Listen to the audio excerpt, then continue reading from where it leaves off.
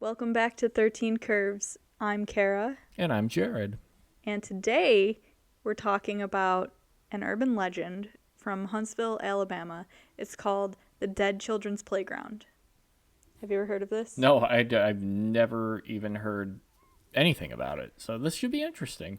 So, I've actually done quite a bit of research on this topic, and Jared has no idea what it even is.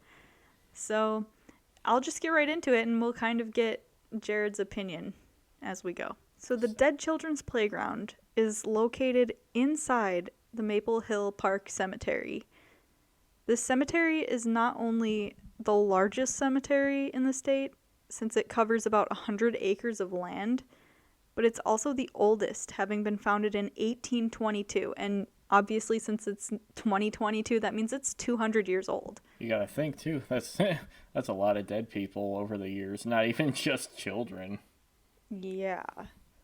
So we'll come to find out later that a lot of children have been buried there. This looks like any old cemetery, but for some reason there's a playground hidden inside. Now, where the playground stands today was originally a limestone quarry. And to be honest with you, I didn't know what a quarry was, so I looked it up. And a quarry is a large pit dug into the ground to extract whatever type of stone you're looking for. And in this case, it's limestone, obviously. But eventually, that quarry was abandoned and became a brushland filled with trees, flowers, and weeds and such. And it's weird how much land can change over time, like in a specific area. Like, just even that, it goes from a quarry to just a regular brush field and then a cemetery. I don't know. I think stuff like that's interesting. How land can just have so many different uses over time.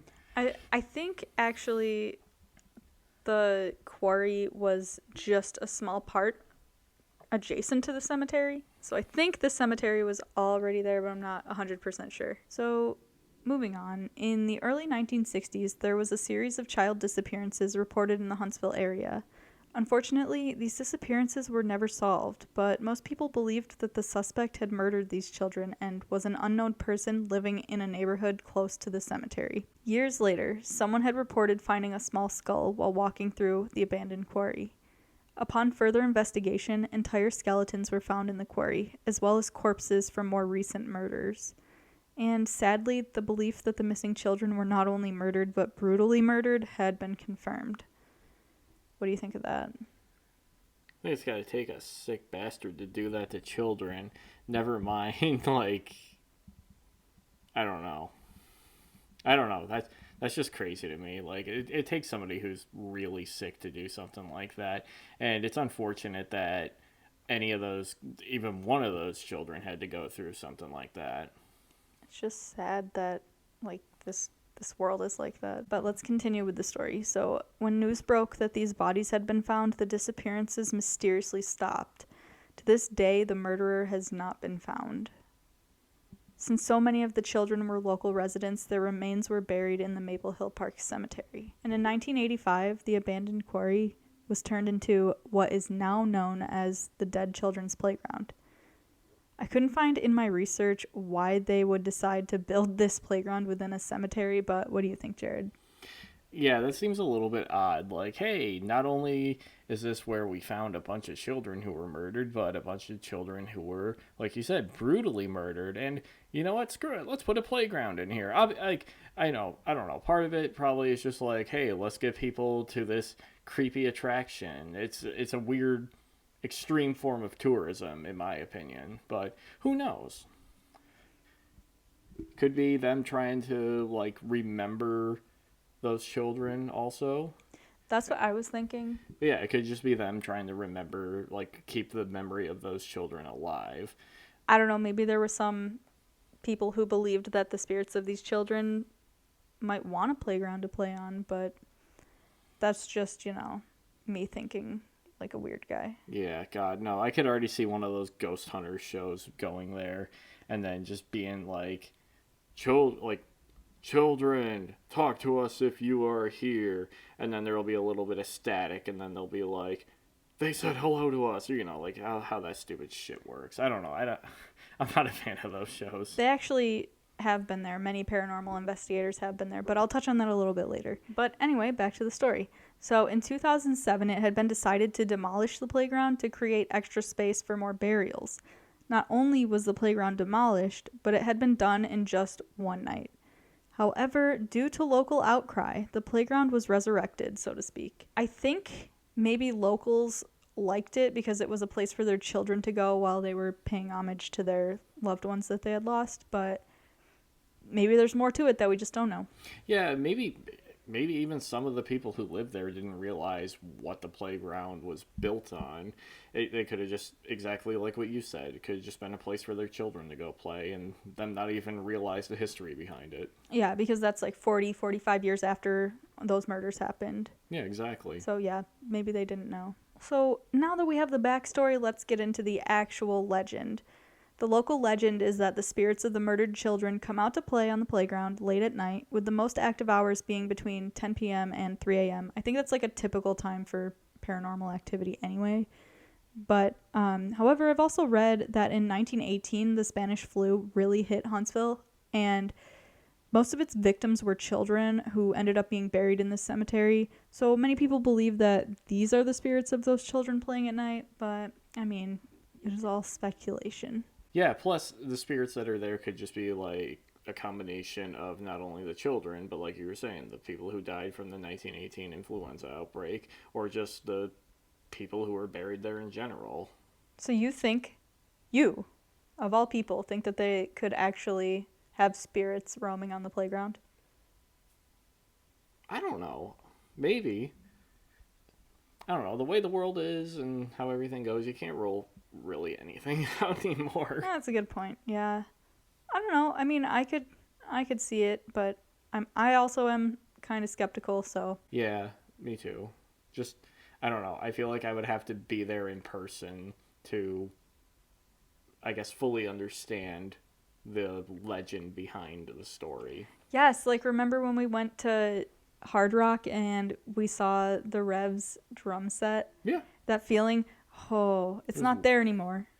But yeah, it was, yeah, that was, yep, you'd have to be there to know what we were talking about. It was, or like to know what we are talking about. well, the okay, feeling. so this is kind of off topic, but not really. So the Hard Rock Hotel in Las Vegas that's no longer there had the Revs drum set, and the Rev was the drummer in Avenged Sevenfold who died in 2009.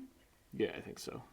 And when did we go there? 2016 was it? No, it was 2017. So, okay. We went there in 2017, and Avenged Sevenfold was like a huge part of both of our lives at the time. And we really wanted to see the Revs drum set, so we went to the Hard Rock just for that reason. And it was the weirdest feeling. They have tons of memorabilia, not just that. And I mean, I can't even explain the feeling, but like I wanted to be there, but I didn't at the same time. It was just creepy. It was like Erie turned up to 10 and a half. It was like almost like he was there. It was so creepy. And I don't think I've ever felt anything like that any other time. Yeah, me either. Very strange. So, okay, back to the topic at hand. Now we're getting into the part where paranormal investigators actually went to this playground. So some things that have been reported by these, as well as everyday individuals like us, were swings moving on their own, and some even moving in sync with each other, which I find hard to believe, but okay. There have also been reports of dust flying up as if someone had jumped off of one of the swings. And I think the activity that happens most often is hearing disembodied voices, mainly of children's laughter. And terrifyingly, people have also noticed some type of paranormal elements, such as orbs and figures, after taking a photo and examining it at the playground. So now, like I was saying, I know you're the skeptic, but what are your thoughts on these sightings? How do you specify disembodied voices? Like, how do you know specifically, oh, it's a disembodied voice instead of like, oh, it's a haunted voice, or oh, it's just a regular voice that we're hearing? I think disembodied means not a human. Like, okay. you're hearing it, but there's no one around. Nobody around that you're aware of, at Right. least. Right. That's my takeaway from that. Yeah, I don't know. Are the stories consistent across the board, at least, of what is seen? They seem to be. They do. Yeah, there could be something. Who knows? I think most of all people have been reporting the orbs and not just in photos. But they say they see them.